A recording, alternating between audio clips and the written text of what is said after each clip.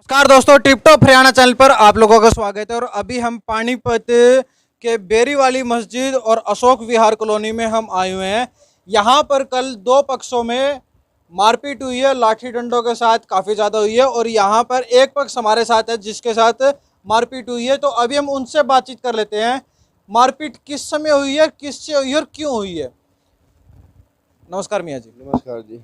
क्या पूरी घटना हुई है, किसके साथ मारपीट हुई है, क्यों हुई है, क्या है ये पूरी घटना? पूरी घटना ये है जी कि कल 30 तारीख थी।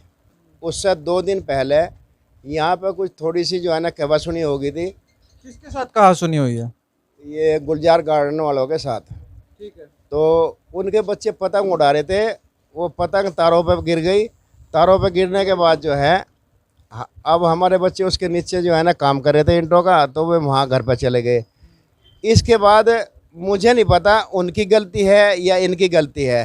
खैर वो कहवा सुने होने के बाद जो है ना 2-4 आदमी महल लेके आ गए। उन्होंने कहा भाई इनका नाम इसको ख़त्म कर लो। उन्होंने कहा जी इनके बाप से माफ़ी मंगवा दो। मैंने जाकर उन भरी पंचायत में कहा भाई मेरे बच्चों ने गलती करी और मैं उनकी तरफ से माफ़ी मांग रहा। तो उन्होंने जो है ना कहा जी चलो ये माफ़ कर दिए। फिर कल 30 तारीख में 7:30 बजे मैं बाथरूम में नहा रहा था। जाकर मैंने साबुनी लगाई थी तो मुझे आवाज़ आई, 12 बच्चों ने शोर मचाया। और मैं साबुन के साथ ही जो है ना लुंगी बांध के जब बाहर आया, देखा तो मेरी कुर्सी भी टूटी हुई पड़ी थी, मोटरसाइकिल भी टूटी हुई पड़ी थी मेरी। और मेरी दो अब नदीम की घरवाली और अब्दुल करीम की घरवाली, उनको खींच के बाहर यहाँ पे उन पर बजा रखा था। और बाद में फिर मेरा लड़का आया अब्दुल करीम, मोटरसाइकिल पर था, उसको भी लाठी मारी। कितने लोग थे ये? करीब 10-12 लोग थे जी। क्या थे इनके पास, हथियार में क्या थे? देखो जी इनके सबके पास जो है डंडे थे और झूठ नहीं बोलने का बिल्कुल भी। एक के पास तलवार थी, जो पीछे खड़ा हुआ था उसके पास तलवार थी। कुछ आदमी यहाँ के थे गार्डन वालों के और कुछ बाहर के थे। इससे पहले भी कभी जिस पक्ष के साथ आपकी लड़ाई हुई है, कभी आपके साथ मारपीट हुई है, कभी पहले भी कहा सुनी हुई हो या कोई पुरानी रंजिश हो, ऐसा कुछ था पहले? ऐसा किसी किस्म का कुछ नहीं था। बढ़िया दोस्ती थी, उठ बैठ थी। वो भी सलाम दुआ करके चलते थे, मैं भी सलाम दुआ करके चलता था। किसी किस्म की कोई रंजिश नहीं थी, किसी किस्म का कोई झगड़ा नहीं था। फिर ऐसा क्या हो गया जब आप बता रहे हो 3 दिन पहले एक छोटी सी घटना हुई थी और उस पे दोनों ने राजीनामा कर लिया था, समझौता हो गया था, और अभी यहाँ पे लोग बता रहे थे आपने खुद माफ़ी मांग ली वहाँ पे जाके, भाई रोड़ा नहीं मिट जाए जो परसों हो रहा था। तो कल शाम को ऐसा क्या हुआ, आपको क्या लगता है कि वजह क्या है इसकी? इसकी वजह ये हो सकती है जी, हमारा जो चिनाई का काम चल रहा, हम 2-3 दफ़ा गए हैं सरिया लेने के लिए, तार लेने के लिए। तो वो इस बात को कहते हैं कि ये इधर को जो है ना हमें चिढ़ाने की वजह से जा रहे हैं बुलेट मोटरसाइकिल लेके। और ये भी कह रहे हैं कि बुलेट यहाँ पे पटाखे बजा रहे। मेरे 2 बुलेट मोटरसाइकिल के हैं, उनको स्टार्ट कर लो, मिस्त्री से चेक करा लो। अगर एक बुलेट मोटरसाइकिल ने भी पटाखा मार दिया तो दोनों बाइक फिर ही छोड़ दूंगा जी। तो अभी हम जिनके साथ मुख्य तौर से मारपीट हुई है उनसे भी हम बातचीत कर लेते हैं। एक का नाम नदीम है और एक का नाम अब्दुल है। तो सबसे पहले हम नदीम से बातचीत करते हैं। हाँ जी नदीम, क्या कुछ पूरी घटना हुई है? आपके साथ तो मारपीट हुई है। बिल्कुल मेरे साथ हुई है सर। मैं एक्चुअली बैठा हुआ था यहाँ पे, मैं था और मेरा साडू था, दोनों बैठे हुए थे। वे ऐसे आए, करीब 10-15 आदमी आए, एकदम भागे भागे। मेरे को नहीं पता चला कि मैं बैठा हुआ ही साइड था कि पीछे से आ रहे हैं, एकदम लट लट मारे उन्होंने मेरे। आपका उस तरफ मुंह था? हाँ नहीं, उस तरफ था, वे पीछे से आए हैं। किसी ने पक्की जो दी होगी तभी ये कोई हमला करता है, ऐसे तो कोई करेगा नहीं। तो उन्होंने मेरे लट मारे, 5-4 लट मारे हैं। मैं अपनी जान छुड़ा के भाग गया इस गली में को। फिर मेरा भाई आया, उनको बच्चों ने फ़ोन करा कि घर में बदमाश बढ़ गए, ऐसे हो गया। यो आया, इसको भी एकदम आते ही घेर लिया है। और जो मेरे साथ में मेरा साडू बैठा हुआ था उसको कुछ नहीं कहा। उसको कुछ नहीं कहा? नहीं, वो मेरा साडू भी साथ में ही है, ये मेरा साडू है, ये बिल्कुल बराबर में। इसको एक स्क्रैच तक भी नहीं आई है। हम सही हुआ, ये एक मेहमान है हमारा, अगर इसको हो जाता तो हम तो मुंह दिखाने लायक भी नहीं रहे थे।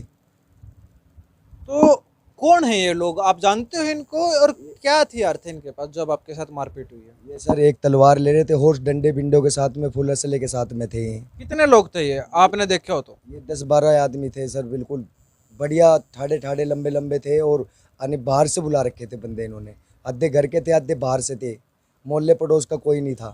तो अभी हम नदीम के भाई से भी बातचीत कर लेते हैं। जैसे अभी नदीम बता रहा था कि आप बाइक से आए और आपकी बाइक रुकते ही आपके ऊपर डंडों से हमला कर दिया। डंडा से पहले यही मारा गया। इससे जो है ना मुझे चक्कर आ गए थे, तो मेरा काफ़ी देर तक कैसे माइंड ने काम नहीं करा। तो फिर बाद में देखा मैंने, सारे बदन के ऊपर लट छपे हुए हैं मेरे, क्योंकि मैं गिर चुका था यहाँ पे। गिरते गिरते के कुछ इन्होंने बचाया, मेरे को पढ़ाया, मुझे ये नहीं पता लगा कब मेरे को उठाया इन्होंने। सबने मेरे साथ इस तरह का सीन हुआ था ये वाला। मैं इनको जानता भी नहीं हूँ। मैं तो तकरीबन 7-8 साल से मैं बाहर फॉरन में काम करता हूँ। मेरा यहाँ किसी से इतना लेना देना उठना बैठना नहीं है किसी के साथ भी। लेकिन कल जो हुआ बहुत गलत हुआ था, क्योंकि माफ़ी मांग ली, सारा काम कर लिया, लेकिन आगे पीछे से अगर हमला कर रहे तो ये गलत हुआ बहुत ज़्यादा।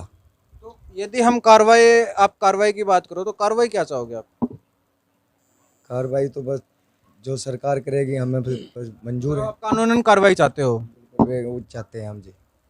तो अभी मैं बता रहे, वो वहीं पे मौके पे थे और उनको खरोच तक भी नहीं आई, ये बड़ी एक अच्छी बात है। उनसे हम बातचीत कर लेते हैं, उनका क्या कुछ कहना है। हाँ जी। कल शाम हम 7:30 बजे बैठे थे, यहाँ से कान निमटा के दोनों कुर्सी बिछाओ बैठे थे, बातचीत कर रहे थे। अपना बैठे थे बातचीत कर रहे थे, और पीछे से लड़के आए 10-15 और आ गए। इन्होंने इसके सिर पे वार करा बहुत तगड़ा। इनने जो सिर पे जो उन्होंने वार करा, इनने हाथ अड़ा लिया इस तरीके से, और वो हाथ पे लगाया लाठी उसका। उन्होंने फिर एक ने मारा, फिर दूसरा आया, उन्होंने दोनों ने मारा, फिर 3-4 लठ मारे दबा दबा के, और चाहिए भाग के वहाँ से घर में बढ़ गया जी। अच्छा जी, फिर वे आए यहाँ से घर में भी आ गए थे वो? हाँ जी, वे घर में आए, फिर हमारी इनको औरतों को खींची उन्होंने।